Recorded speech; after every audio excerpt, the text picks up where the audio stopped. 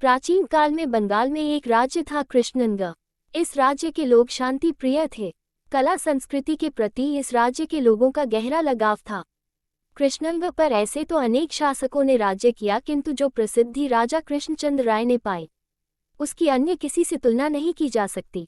राजा कृष्णचंद्र राय सहृदय प्रजापालक, हास परिहास में रुचि लेने वाले न्यायप्रिय शासक थे।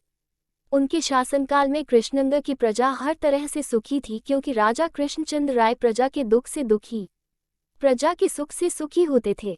इस आमोद प्रिय होने के कारण महाराज कृष्णचंद्र राय के दरबार में विभिन्न कलाओं के विद्वानों को सम्मानजनक स्थान प्राप्त था। उनके दरबार में गोपाल नाम का एक युवक विदूषक के रूप में शामिल किया गया।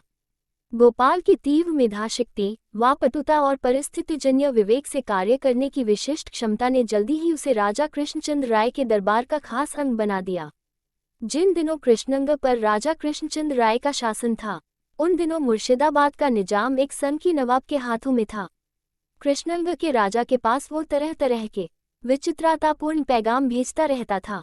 एक बार उसने राजा कृष्णचंद्र राय से आसमान के तारों की संख्या पूछी, तो दूसरी बार पृथ्वी की लंबाई चौड़ाई का गणित जानना चाहा।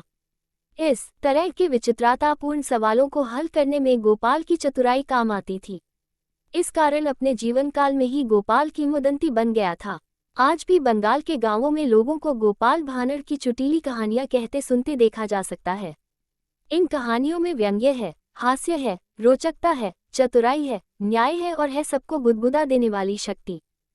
ठीक वैसी जैसी अकबर बीरबल की कहानियों में है, मुल्ला नसीरुद्दीन या शेख चिल्ली की कहानियों में है। इन कहानियों से सूझ भी मिलती है और आत्मा का संगीत भी। अशोक महेश्वरी।